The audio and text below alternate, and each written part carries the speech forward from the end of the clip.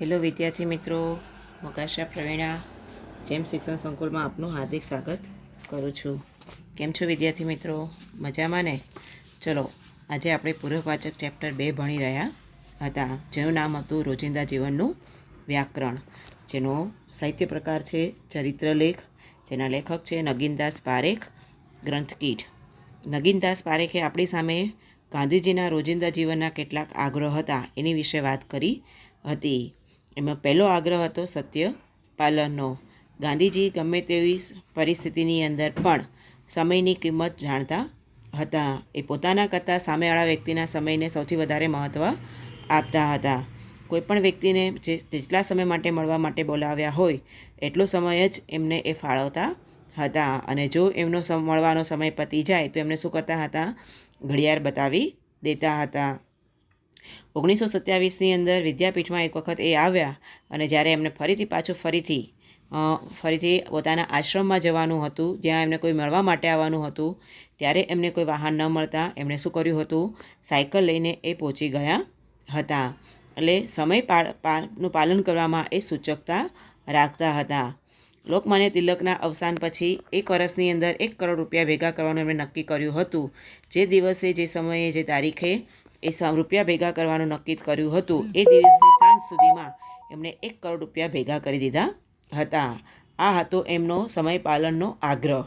ત્યાર પછીનો બીજો આગ્રહ છે સ્વચ્છતા. તમને બધાને ખબર છે વિદ્યાર્થી મિત્રો, આપણે ગાંધી જયંતિને સ્વચ્છતા દિન તરીકે પણ ઉજવીએ છીએ. તો વિદ્યાર્થી મિત્રો, એ સ્વચ્છતા દિન તરીકે ઉજવવાનો મુખ્ય આશ્રય એ જ કે ગાંધીજીએ પોતાના જીવનના મુખ્ય જે ઉદ્દેશો હતા એ ઉદ્દેશોમાંનો એક બીજો આગ્રહ શું હતો? સ્વચ્છતા જાળવવાનો આગ્રહ એમનો હતો. તો સ્વચ્છતા વિશે આપણે જોઈએ તો અસ્વચ્છતા એ આપણા દેશનો વ્યાપક રોગ છે. આપણા અંગત જીવનમાં સ્વચ્છતા હોય જ છે. શું કહે છે? અસ્વચ્છતા એ શું છે? આપણા જીવનનો રોગ, વ્યાપક રોગ છે. એટલે કે બહોળા પ્રમાણમાં ફેલાયેલો રોગ છે. આપણે પોતાના જીવનને સ્વચ્છ રાખીએ છીએ, પણ બહારની દુનિયાને આપણે સ્વચ્છ રાખી શકતા નથી. એટલે શું કહે છે ગાંધીજી અહીંયા? કે એ અસ્વચ્છતા એ આપણા જીવનનો બહોળા પ્રમાણમાં ફેલાયેલો એક રોગ છે. જે આપણે જે અત્યારે જે ભણી રહ્યા છીએ એ આપણા પાઠ્યપુસ્તકના પેજ નંબર 137 ઉપર આપેલો 3જો પેરેગ્રાફ છે. બરાબર વિદ્યાર્થી મિત્રો? પણ સામૂહિક જીવનમાં જોવા મળતી નથી. શું કહે છે? આપણા અંગત જીવનમાં સ્વચ્છતા હોય છે, પણ સામૂહિક જીવનમાં સ્વચ્છતા હોતી નથી. જેમ કે સામાન્ય એક્ઝામ્પલ આપું તો આપણે ઘરે જે ભોજન જમવા બેઠા હોઈએ છીએ, ત્યારે આપણે જે જગ્યાએ જ ભોજન કરીએ છીએ અથવા તો નાસ્તો કરીએ છીએ, એ જગ્યાને આપણે ગંદી નથી કરતા, સ્વચ્છ રાખીએ છીએ. જ્યારે એ જ નાસ્તો અથવા તો એ જ ભોજન જ્યારે વર્ગખંડની અંદર કરીએ છીએ અથવા તો કોઈ પ્રસંગમાં આપણે જ્યારે જમવા જઈએ છીએ, ત્યાં આપણે સ્વચ્છતા રાખતા નથી. ત્યાં થોડું ઘણું પણ આપણાથી જો ઢોળાઈ જાય તો આપણે એને ઉચકતા પણ નથી. આપણે આપણા ઘરનો કચરો કાઢી પડોશી કે સામાના આંગણામાં નાખીએ છીએ. આપણે કેરી ખાઈને છાલ ગોટલા સામાના આંગણામાં પધરાવીએ છીએ. દાંતણ કરીને ચીરીઓ સામે નાખીએ છીએ. શું કહે છે અહીંયા નગીનદાસ? કે આપણે આપણો ઘરનો જ્યારે કચરો કાઢીએ છીએ તો આપણે શું કરીએ છીએ? આજુબાજુના આંગણામાં, ફળિયામાં ઉડાડી દઈએ છીએ. કેરી ખાઈને એના છાલ અને ગોઠલા પણ આજુબાજુમાં રસ્તા પર ગમે ત્યાં ફેંકી દઈએ છીએ. આમ આપણે પરસ્પર સહકારથી ગંદા રહીએ છીએ. શું કહે છે? આપણે પરસ્પર એકબીજાને સહકાર આપવાની જગ્યાએ, સાથ આપવાની જગ્યાએ આપણે એકબીજાને ગંદા કરવાનું કામ, મેલા કરવાનું કામ આપણે કરીએ છીએ. આ આપણી અસ્વચ્છતા સામે ગાંધીજી જીવનભર ઝૂંઝ્યા. એટલે કે આપણી જે આ અસ્વચ્છતા, આપણા જીવનમાં જે અસ્વચ્છતા રહેલી હતી એની માટે ગાંધીજી જીવનભર લડ્યા કર્યા, મચ્યા કર્યા. ઠેઠ આફ્રિકાથી એમણે આ ઝુંબેશ શરૂ કરી હતી. સ્વચ્છતા જાળવવાની ઝુંબેશ. અને ક્યાંથી શરૂઆત કરી હતી? ઝુંબેશ એટલે કે ચળવળ. આફ્રિકાથી શરૂઆત કરી હતી. એમણે સ્વચ્છ જીવનનો કેવળ ઉપદેશ જ ન કર્યો, એના દાખલા પણ પૂરા પાડ્યા. જીવનમાં સ્વચ્છતા માટે એમણે લોકોને ઉપદેશ આપવાનું કામ કર્યું નથી, પણ એના ઉદાહરણ પણ પૂરા પાડ્યા. એમના બધા જ આશ્રમોમાં અને બીજી સંસ્થાઓમાં સ્વચ્છતાનો આગ્રહ સદા સેવાતો રહ્યો છે. એટલે કે એમણે જે સંસ્થાઓ સ્થાપી છે એ બધી જ સંસ્થાઓની અંદર સ્વચ્છતાને પ્રાયોરિટી અપાય છે. સ્વચ્છતા સી રીતે જળવાય એનો વિચાર કરી એમણે જીવન પદ્ધતિ અને સાધનો પણ ઉપજાવી કાઢ્યા છે. એટલે કે જીવનની અંદર સ્વચ્છતા કઈ રીતે સાચવવી એ માટે એમણે જીવન જીવવા માટેની એક પદ્ધતિ બનાવી નાખી અને એ માટે સાધનો પણ વસાવ્યા, સાધનો પણ ઉપજાવ્યા અને એનો પ્રચાર પણ કર્યો. પાયખાના અને મૂતરડીઓ, રસોડા અને ખાતરના ખાડા કેવા હોય અને કેમ સ્વચ્છ રખાય એમણે પ્રત્યક્ષ રીતે કરી બતાવ્યું છે. પાયખાના એટલે કે તમારું ટોયલેટ, તમારા રસોડા. પહેલાંના સમયની અંદર ગામડાઓમાં ખાતર ભેગું કરવા માટેના ખાડા બનાવવામાં આવતા હતા. તો એ ચોખ્ખું કેમ રાખવું એનો પ્રત્યક્ષ ઉદાહરણ એને આપ્યું છે અને તેઓ સર્વત્ર એનો આગ્રહ પણ રાખતા. ઝાંઝરની સફાઈ એમણે સંસ્થાની કસોટી બનાવી મૂકી હતી. પોતાનું જે સંસ્થાઓ હોય એની ટોયલેટ સાફ કરવી એ પણ એક કસોટીનો ભાગ હતો. એમનું પોતાનું ઝાંઝરું એટલું સ્વચ્છ રહેતું કે એઓ ઘણું વાંચન ત્યાં જ કરતા. એકવાર શ્રીનિવાસ શાસ્ત્રી આશ્રમમાં આવેલા. તેમણે આશ્રમના જુદા જુદા સ્થાનો બતાવ્યા, તેમાં ગાંધીજીનું પાયખાનું પણ બતાવ્યું. શું કહે છે? પોતાનું ટોયલેટ, પોતાનું પર્સનલ જે ટોયલેટ હતું એ ટોયલેટ પોતે એટલું સાફ રાખતા હતા કે ઘણી બધી વખત એમણે વાંચવાની ઈચ્છા થાય અને એકાગ્રતાથી વાંચવાની ઈચ્છા થાય અને કોઈ વ્યક્તિનું ડિસ્ટર્બન્સ ના જોતું હોય ત્યારે એ ટોયલેટમાં બેસીને વાંચતા. આ વાત સાંભળીને અથવા તો આ વાત વિશે વિચારીને પણ આપણને એમ ચીડ આવે કે છી, એવી જગ્યાએ જઈને વાંચતા હતા. પણ જો સ્વચ્છ હોય તો એ જગ્યા વાપરવામાં પણ કોઈ ખરાબી છે નહીં. એટલે શ્રીનિવાસ જ્યારે આશ્રમની મુલાકાત લેવા માટે આવ્યા ત્યારે ગાંધીજીનું ટોયલેટ પણ એમને બતાવવામાં આવ્યું. તેમાં તે વખતે ખૂબ ચર્ચાતો ફિસ્કલ કમિશનરનો અહેવાલ પડ્યો હતો. તે જોઈને શ્રીનિવાસે પૂછ્યું કે ગાંધીજી કાગળ વાપરે છે? ત્યારે તેમને જણાવવામાં આવ્યું કે ના, એવો અહીં એ વાંચે છે.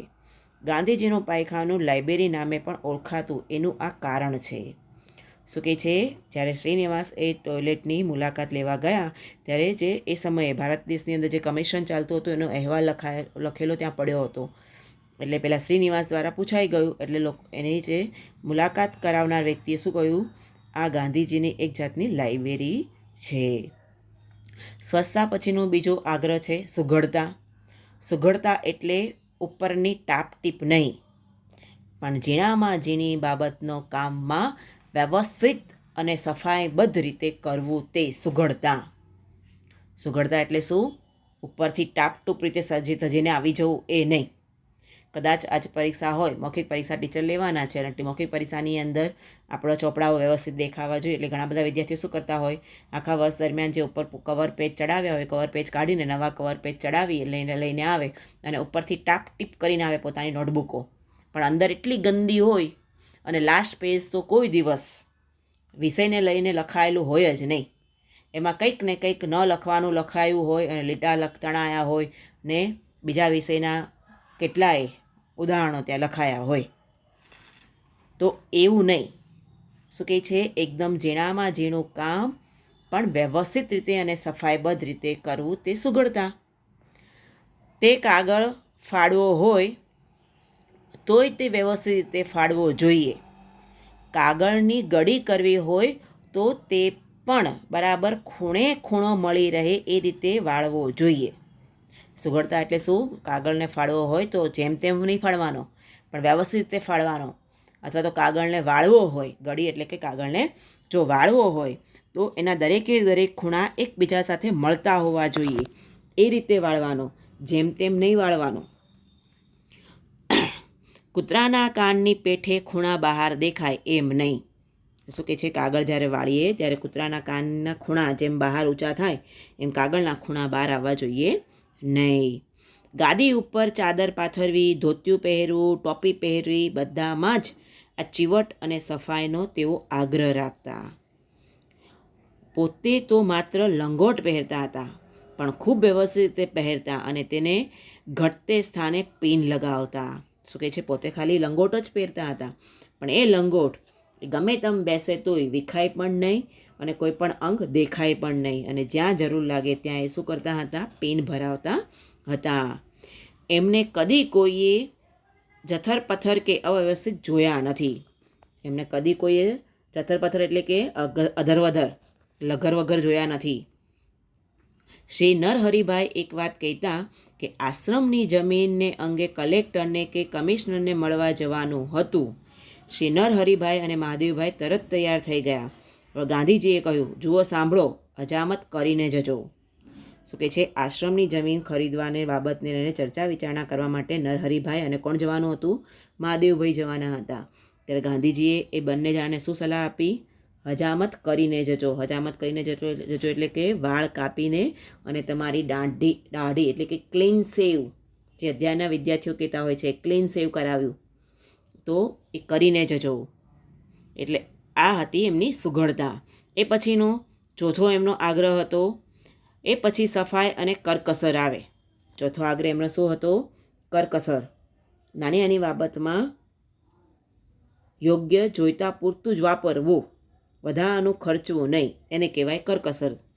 ગાંધીજીએ પોતાને ગરીબ ભારતના પ્રતિનિધિ માનેલા, એટલે પોતાનું જીવન પૂરી સાદાઈથી એમણે વિતાવ્યું. ગાંધીજીએ કયા દેશના પ્રતિનિધિ પોતાને માન્યા હતા? ગરીબ દેશના પ્રતિનિધિ માન્યા હતા. પ્રતિનિધિ એટલે કે નેતા. એટલા માટે એમણે ખૂબ સાદાઈથી જીવન જીવ્યું હતું. પોતાની જાત માટે ઓછામાં ઓછા સાધનો લેવા. પોતાની જાત માટે એટલે કે પોતાની જરૂરિયાત પૂરતા સાધનો લેવા, વધારાના કોઈ સાધનો વસાવવા નહીં. અનાવશ્યક કશું જ ન રાખવું. અનાવશ્યક એટલે કે બિનજરૂરી કશું રાખવું નહીં, એવો એમનો સતત આગ્રહ હતો. એમણે લંગોટ પહેરવો શરૂ કર્યો. તેની પાછળ દરિદ્ર નારાયણ સાથે તાદાત્મ્ય સાધવાની ભાવના રહેલી હતી. એ પોતે ધનિક ઘરના વ્યક્તિ હતા અને એમણે તો જીવનની અંદર સૂટને એવું પહેરેલું હતું. પણ જ્યારે એને ગરીબ દેશના નેતા તરીકે પોતાની જાતને જાહેર કર્યા, ત્યારે એમણે પોતાના શરીર ઉપર લંગોટ સિવાય કશું જ પહેરવું નહીં એવો આગ્રહ રાખ્યો. કેમ? કારણ કે દરિદ્ર નારાયણ સાથે એટલે કે દરિદ્રતાના રક્ષક તરીકે, દિનહીન માણસના રક્ષક તરીકે, ગરીબ દેશના માણસ તરીકે અને એ વ્યક્તિઓ સાથે એકતા સાધવાની ભાવના રહેલી હોવાના કારણે એમણે લંગોટ પહેરવાની શરૂઆત કરી. ત્રીજા વર્ગમાં જ મુસાફરી કરવી. ત્રીજા વર્ગમાં એટલે કે રેલવેની જે વ્યવસ્થા હોય, પ્રથમ વર્ગનો ડબ્બો, બીજા વર્ગનો ડબ્બો, ત્રીજા વર્ગનો ડબ્બો. ત્રીજા વર્ગના ડબ્બામાં ગરીબ વર્ગના વ્યક્તિઓ જ બેસે. તો એવા ત્રીજા વર્ગના ડબ્બાની અંદર એ શું કરવા લાગ્યા? મુસાફરી કરવા લાગ્યા. એમાં પણ એ જ ભાવના હતી. ગોળમેજી પરિષદ માટે વિલાયત ગયા ત્યારે પણ પોતાનો વેશ એ જ રાખ્યો. ગોળમેજી પરિષદ માટે ક્યાં ગયા? વિલાયત એટલે કે લંડન ગયા. ત્યાં પણ એમણે લંગોટ પહેરીને જ ગયા. એમણે ત્યાંના વાતાવરણ પ્રમાણે, ત્યાંની પરિસ્થિતિ પ્રમાણે પોતાના કપડાં બદલ્યા નહીં. શહેનશાહને પણ એ જ વેશે મળ્યા, એટલે કે રાજાને પણ એ જ વેશમાં મળ્યા. ત્યાં એમને માટે મીરાબહેને બજારમાંથી મધ મંગાવ્યું તો તેમની ધૂળ કાઢી નાખી. શું કહે છે? મીરાબહેન એમની સાથે ગયા હતા અને બજારમાંથી, વિલાયતની બજારમાંથી, માર્કેટમાંથી એમણે શું મંગાવ્યું? મધ મંગાવ્યું. તો મીરાબેનની શું કાઢી નાખવામાં આવી? ધૂળ કાઢી નાખવામાં આવી, એટલે કે ખૂબ ધમકાવવામાં આવ્યા. વિલાયત જવા ઉપડ્યા ત્યારે સાથે મહાદેવભાઈ, પ્યારેલાલ, દેવદાસ વગેરે મિત્રોની સલાહ સૂચના અને સહાયથી ચામડાની બેગ ભરીને સામાન લીધો. શું કહે છે? વિલાયત જ્યારે જઈ રહ્યા હતા ત્યારે મહાદેવભાઈ એમના એમને સલાહ સૂચન આપી અને એની મદદથી એમણે શું કર્યું? ચામડાની બેગ ભરી સામાન તો લીધો. સ્ટીમર ઉપડ્યા પછી ગાંધીજીએ ઝડતી શરૂ કરી અને જે પુણ્ય પ્રકોપનો ધોધ વહેરાવ્યો તે આ બધાના આંસુથી જ ઠર્યો. એટલે કે જે વ્યક્તિઓ એની સાથે ગયા હતા, મહાદેવભાઈ, પ્યારેલાલ, દેવદાસ, એ બધાએ પોતાના મિત્રોએ કહ્યું હતું કે વિલાયતમાં આવું હોય, એ પ્રમાણે પોતે ઠાઠમાઠથી રહેવા માટે જે કપડાં અને જે વ્યવસ્થા કરી હતી એ જોઈને ગાંધીજી એની ઉપર શું પડ્યા? ઉમટી પડ્યા. એટલે કે એના પર પોતાનો ગુસ્સો વ્યક્ત કર્યો. અતિશય ગુસ્સો પોતે વ્યક્ત કર્યો અને જ્યાં સુધી પહેલાં લોકો આંખોમાંથી આંસુ ના વહેડાવ્યા ત્યાં સુધી એક ગુસ્સો એમના પર ઠલવાયા કર્યો. એડનથી બધી ટ્રંકો અને વધારાનો સામાન પાછો દેશ મોકલાવ્યો ત્યારે જંપ્યા. એટલે કે સ્ટીમર એડન પહોંચી, એડનથી જે વધારાનો સામાન હતો અને જે ટ્રંકો એટલે કે જે સુટકેસો જે વધારાની ભરીને પેલા વ્યક્તિઓએ હારે લીધી હતી એ બધી ભારત પાછી ના મોકલી ત્યાં સુધી એમને સંતોષ થયો નહીં. હું ભારતના દિનજનોનો પ્રતિનિધિ, મારા મંત્રીને કાગળ રાખવા ચામડાની બેગ શા સારું જોઈએ? શું કહે છે? હું ગરીબ દેશનો પ્રતિનિધિ છું અને મારા મંત્રીને કાગળ રાખવા માટે કંઈ ચામડાના બેગની જરૂર પડે નહીં. ખાદીની થેલી કેમ ન ચાલે? વગેરે વગેરે. ગોળમેજીમાં પણ એમણે સ્પષ્ટ કહેલું કે દરિદ્ર નારાયણના હિતની આડે આવતું કોઈ પણ હિત સાચવવાની હું બાંયધરી રાખતો નથી. એટલે કે ગરીબોના હિતને સાચવવા માટે મારે આડે આવતી કોઈ પણ વસ્તુ હું રાખવા માગતો નથી. એટલે કે એની માટે હું કોઈ બાંયધરી કે કોઈ બાબતમાં બંધાયેલો નથી. યરોડા જેલમાં સરદાર વલ્લભભાઈ પટેલ ગાંધીજી માટે ખજૂર ધોઈને તૈયાર કરતા 15 પૈસે લેવાનો નિયમ હતો. વલ્લભભાઈ કોઈકવાર 17 સરકાવી દેતા તો ઠપકો સાંભળવો પડતો. પોતે પાછળથી પાણી પણ શીશીમાં લઈને વાપરતા જેથી નકામો વ્યય ન થાય. પોતા ઉપર આવેલા પત્રોની પાછલી કોરી બાજુનો પણ ઉપયોગ કરતા. આ શું કહેવાય? કરકસર કહેવાય. કંજુસાઈ ના કહેવાય. અને શું કહેવાય? કરકસર કહેવાય. 15 પૈસે ખાવી એટલે 15 જ ખાવી. આપણને ભાવતું ભોજન મળે તો 15, 10ની જગ્યાએ આપણે 12 ખાઈ લઈએ. બરાબર ને વિદ્યાર્થી મિત્રો?